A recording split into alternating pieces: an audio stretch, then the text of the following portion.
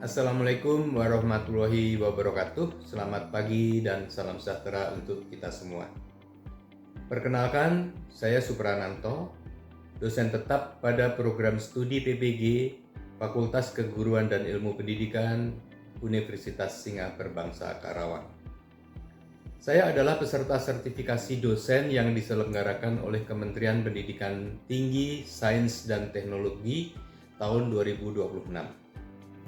Video ini merupakan bagian dari pernyataan diri dosen dalam unjuk kerja Tridharma Perguruan Tinggi atau PDD UKT-PT, khususnya pada bidang pengajaran. Pada kesempatan ini, saya akan menyajikan pembelajaran pada mata kuliah English Language Assessment atau ELA.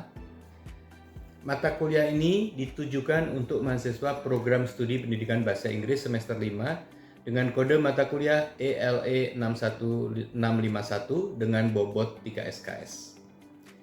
Mata kuliah ini juga diselenggarakan dalam 16 kali tatap muka dan 2 diantaranya adalah ujian tengah semester dan ujian akhir semester.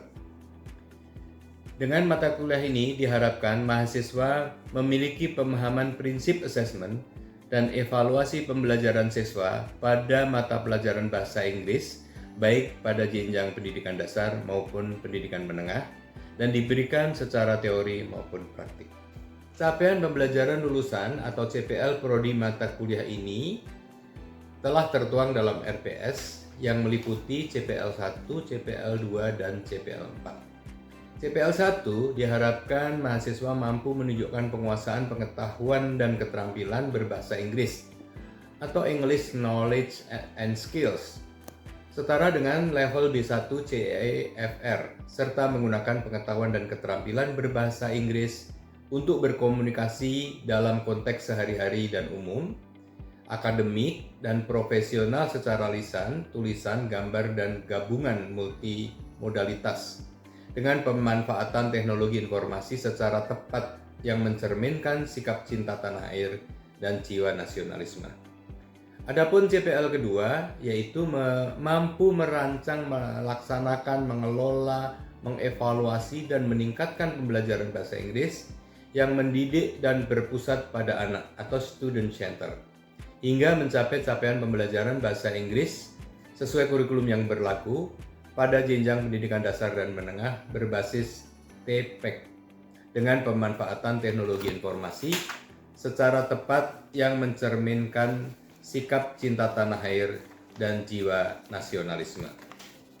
CPL 4 berisi lulusan mampu menunjukkan penguasaan pengetahuan dan keterampilan dalam merancang, melaksanakan, mengelola, mengevaluasi, dan meningkatkan pengelolaan dan pengembangan sumber daya dan administrasi penyelenggaraan pendidikan baik di tingkat kelas, lembaga, sekolah, maupun unit usaha, serta unit pelayanan lainnya yang menjadi tanggung jawab baik pada anak-anak dan dewasa yang kreatif dan inovatif dalam konteks formal maupun non-formal, serta mengembangkan dan memasarkan layanan dan inovasi-inovasi usaha secara berkelanjutan dengan pemanfaatan teknologi informasi secara tepat yang mencerminkan sikap cinta tanah air dan jiwa nasionalisme. 3 komponen utama dalam proses pembelajaran mata kuliah ini yaitu Delivery, Interaction, dan Assessment atau DIA yang berfokus pada Student Center, Blended Learning, dan diskusi pemecahan masalah. Assessment dalam pembelajaran mata kuliah ini mencakup assessment formatif baik berupa pertanyaan lisan, tes tulis, maupun pemberian kuis, tugas mingguan individu, serta penilaian sikap dan keterampilan sesuai RPS. Dan selanjutnya, asesmen sumatif untuk penilaian akhir berupa ujian tengah semester dan ujian akhir semester. Referensi yang digunakan dalam mata kuliah ini mencakup berbagai buku. Sebagai contoh adalah Language Assessment, Principle and Classroom Practices, edisi ketiga oleh Brown, HD, dan AB Wikrama tahun 2019. Yang kedua contohnya adalah buku How to Create and Use Rubrics for Formative Assessment and Grading, buatan Brookhart tahun 2017. Yang ketiga adalah buku Evaluating Language Assessment buatan Kunan tahun 2018. Baiklah, berikut ini akan saya sampaikan video proses pembelajaran pada mata kuliah English Language Assessment pada tatap muka keempat dengan topik Evaluating Assessment Instrument. Assalamualaikum warahmatullahi wabarakatuh. Waalaikumsalam warahmatullahi wabarakatuh. Selamat siang dan salam sejahtera untuk kita semua. Baiklah, sebelum kita mulai, kita berdoa menurut agama dan keyakinan masing-masing agar kita diberikan barokah dalam belajar hari ini. Berdoa dimulai. Berdoa selesai. Terima kasih. Bagaimana kabar Anda hari ini? Baik. Alhamdulillah. Baik, kita hari ini akan membahas tentang evaluasi terhadap instrumen yang sudah kita bangun, yang sudah kita buat. Ya. Dalam mata kuliah English Language Assessment, kita ada materi berkaitan dengan membuat instrumen, tetapi juga ada materi tentang bagaimana meyakinkan instrumen yang kita buat itu baik. Coba kita mulai dengan pertanyaan ini. Bagaimana kita bisa melihat, bisa mengetahui kalau sebuah instrumen dalam assessment itu adalah instrumen yang baik? How do we know an assessment instrument is good? Silakan berpikir sejenak. Kira-kira apa yang Anda pikirkan? Silakan. Mungkin dengan diskusi yang jelas, Oke. Dengan instruksi yang jelas, itu kita tahu bahwa berarti instrumen itu bagus. Kita akan masuk pada tujuan pembelajaran hari ini.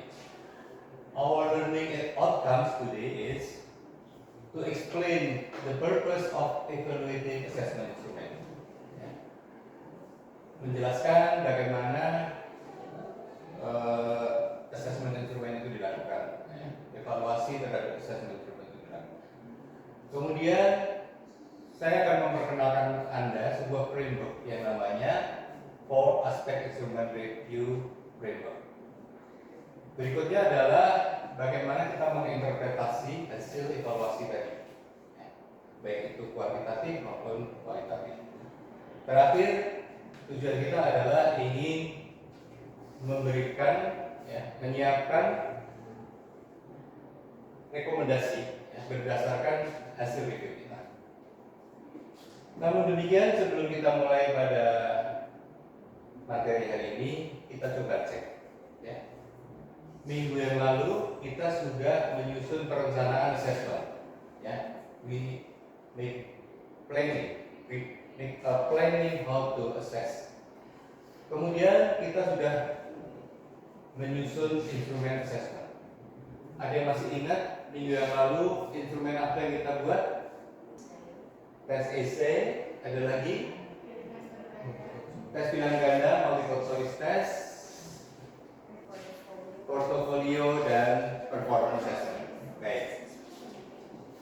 Kita sudah mengembangkan instrumen di kelas, classroom based assessment, dan kita saatnya meyakinkan bahwa instrumen yang pernah kita susun, yang pernah kita bangun itu adalah instrumen yang baik.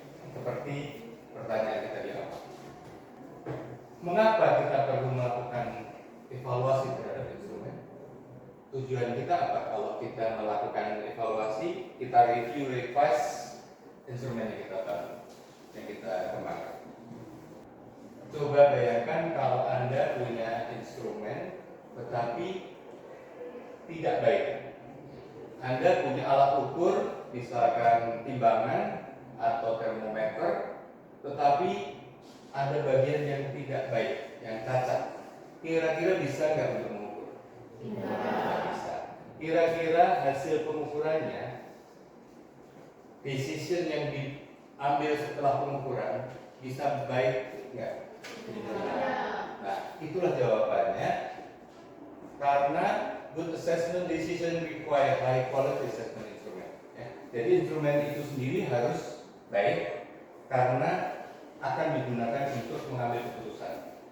Entah itu mengatakan siswa tercapai atau tidak tercapai, lulus tidak lulus, perlu remedial atau tidak.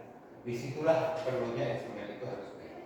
Oleh karena itu, tadi sudah ada beberapa yang mengatakan, yang menjawab bahwa ciri dari sebuah instrumen yang baik itu memenuhi validitas, memenuhi konstruksi yang baik, ya, clarity dan usability. Nah, 4 ini yang akan kita perkenalkan sebagai framework.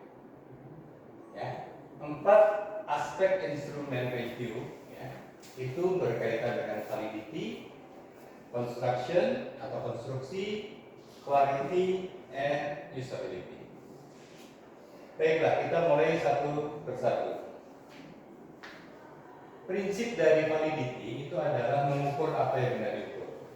Kalau kita sebagai guru bahasa Inggris di kelas ingin mengukur kemampuan berbicara, ya, menggunakan tes speaking, ya, maka akan disebut valid kalau tesnya tes speaking, bukan discussion.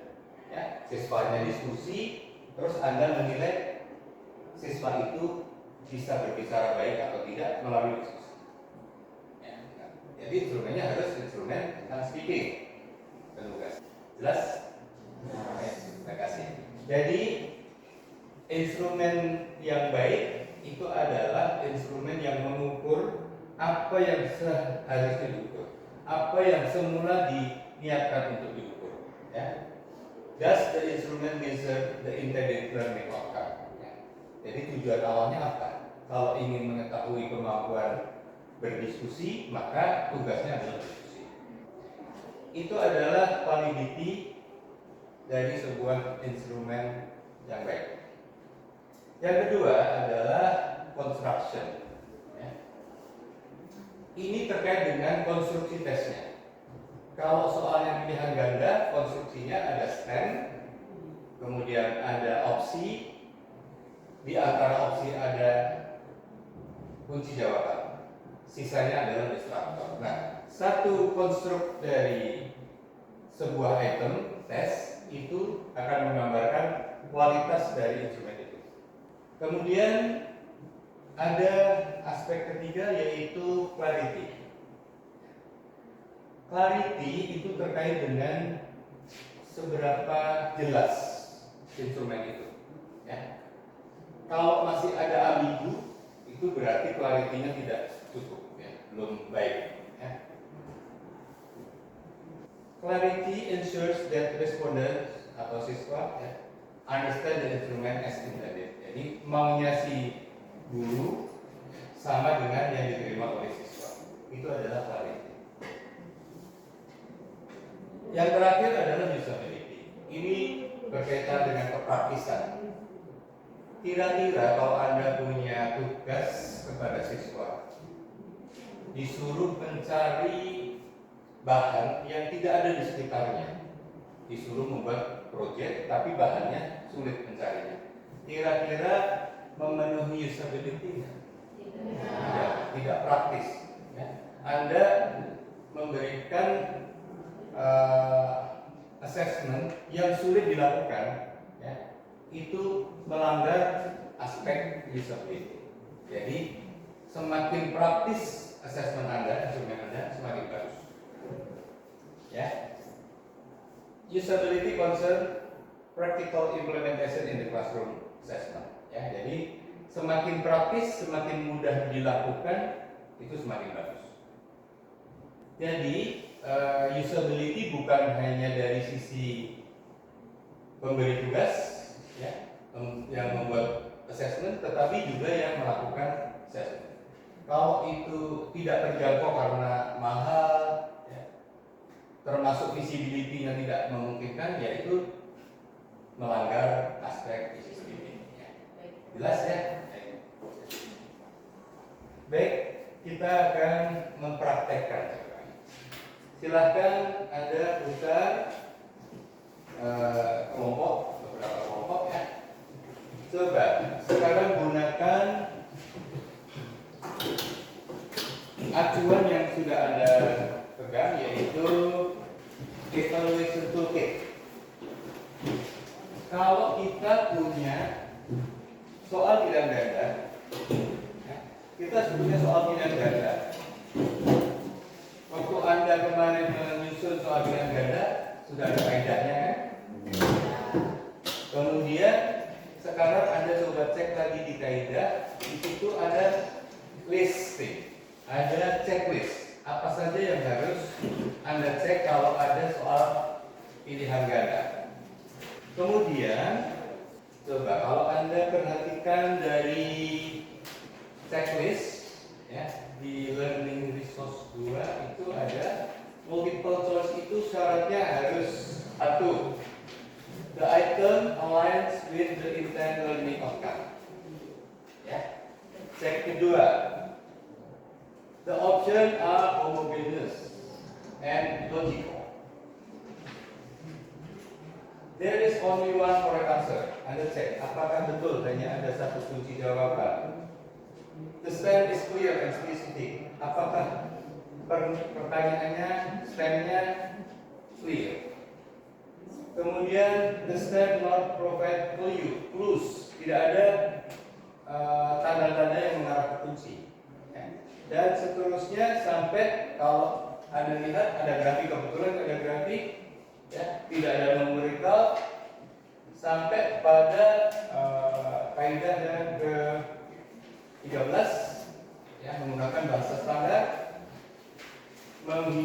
menghindari bahasa yang hanya berlaku di lokal, dan yang terakhir menghindari unnecessary repetition. Jadi tidak ada yang berulang-ulang. Saya kira kita lanjut pada contoh soal yang lain, yaitu soal esai. Pada soal esai, ya, ada learning indicator, ada essay task, ya, ada expected answer. Ini yang biasanya disebut dengan kunci jawaban untuk soal esai. Ya.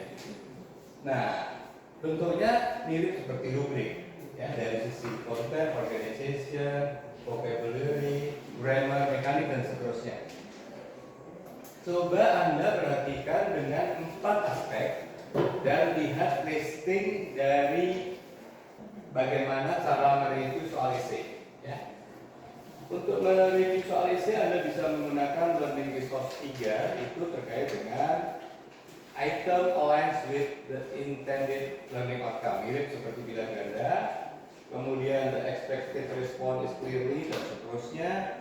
Coba diskusikan sampai ada 13 kaidah yang harus diikuti untuk sebuah tes esai yang baik. Oleh karena itu, ya, kalian tidak cukup hanya menggunakan satu kacamata untuk melihat ini. Ya. Gunakan 2 versi kacamata. Yang pertama adalah 4 aspek, dan yang kedua adalah checking list. Ya. Checklist yang ada di kaidah penulisan. Baik, ya. Kita lanjutkan untuk implementasi dari evaluasi instrumen ini khusus untuk performance assessment. Anda masih ingat performance assessment itu bisa berupa siswa membaca puisi atau menyampaikan deskripsi atau tugas yang lain, ya, atau praktek speaking atau praktek yang lain. Nah, ini adalah contoh dengan learning indicator sebagai berikut. Students are able to orally describe a person using appropriate content, clear pronunciation, appropriate vocabulary, and simple grammatical structure. Itu adalah indikator yang diharapkan dari performance assessment ini. Kemudian tasknya adalah introduce one of your family members in 2 or 3 minutes, and then describe her or his physical appearance, personality, hobbies, and daily activities. Itu tugasnya. Dan kita sudah menyiapkan kriterianya dari sisi fluency, pronunciation, vocabulary, and grammar.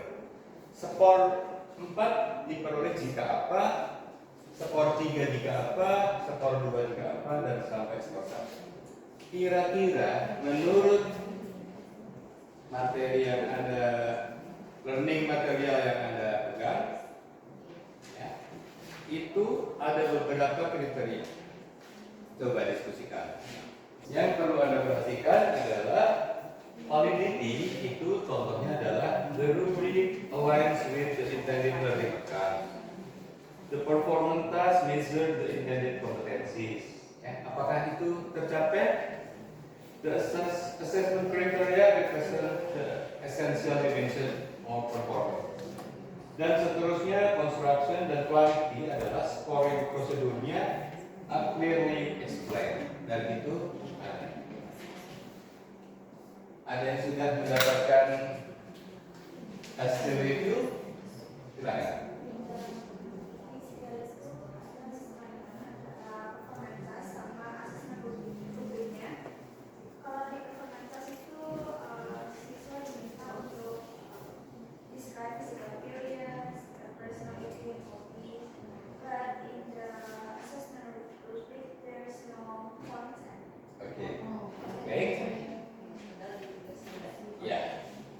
Dengan temuan itu, kira-kira nanti rekomendasinya apa? Yang diperbaiki apa ya?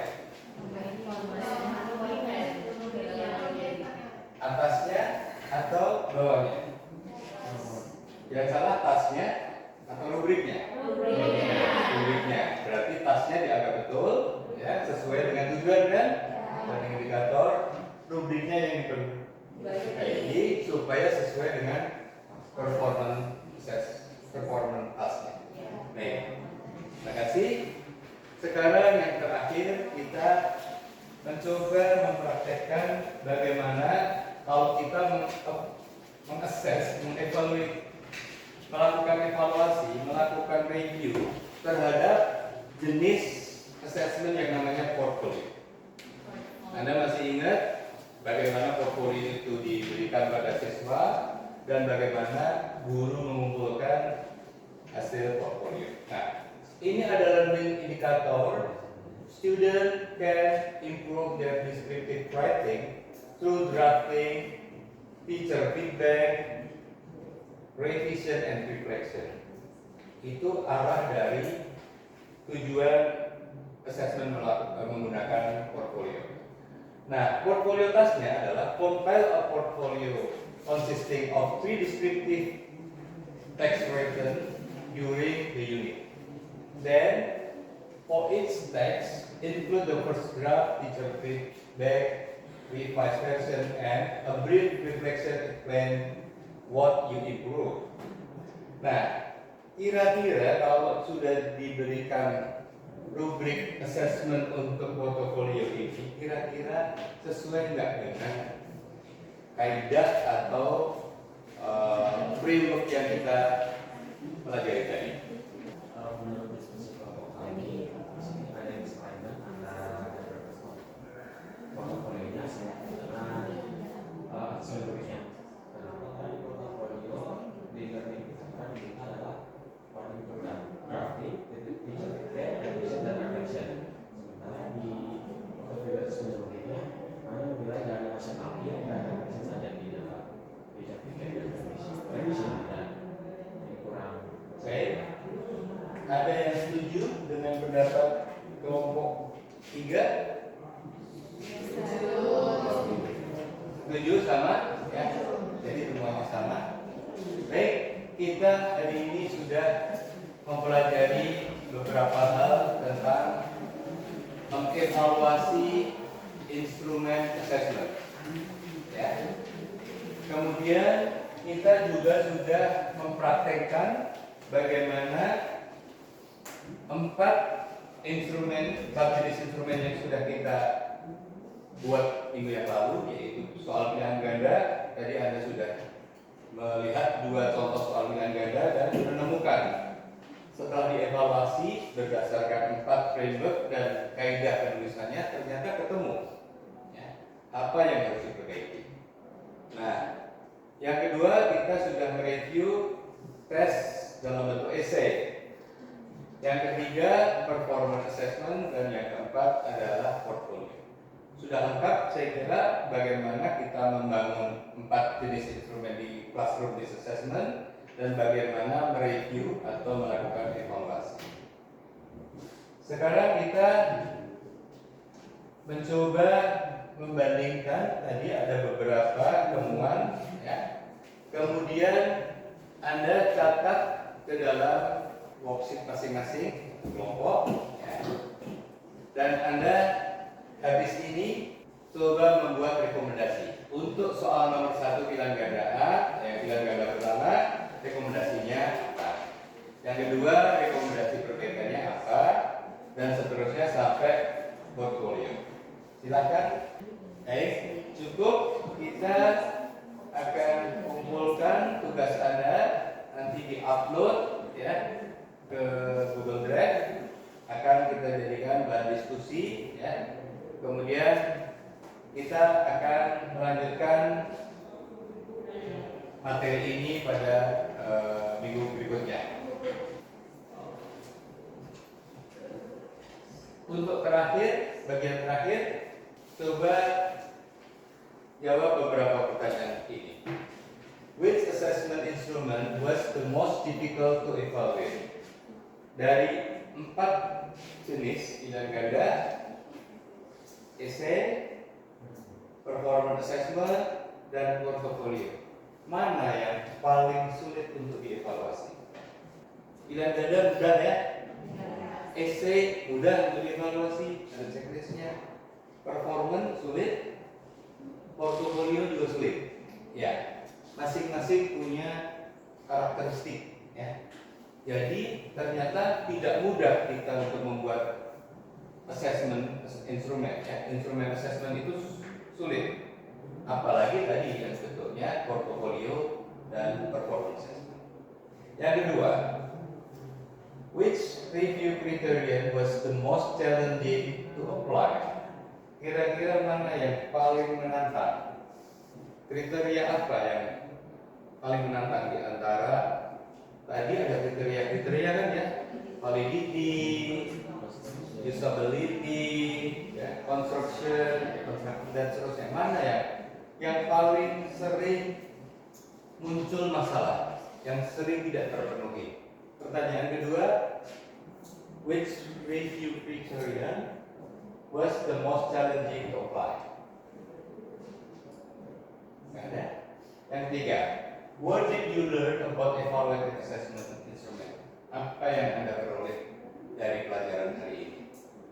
Jadi kita harus membuat instrumen sesuai dengan tujuan, ya, dan kita harus mengikuti kaidah dalam instrumen itu. Kalau instrumen itu cacat, ya, tidak valid atau tidak memenuhi construction atau tidak memenuhi usability, ya, tidak memenuhi yang ketiga apa kriterianya? Clarity, ya, maka sebetulnya instrumen itu tidak baik untuk digunakan. Ketika salah dalam membuat instrumen, tidak direview lagi, kemudian langsung digunakan, maka hasil dari assessmentnya juga tidak akan bisa memberikan informasi yang baik. Baik, demikian hari ini kita sudah belajar banyak hal, ya. Mudah-mudahan ini memberikan manfaat pada kita semua dan kita diberikan kesehatan untuk bisa melanjutkan pembelajaran berikutnya. Baiklah, kita tutup dengan bacaan hamdalah. Alhamdulillahirabbil alamin. Wabillahi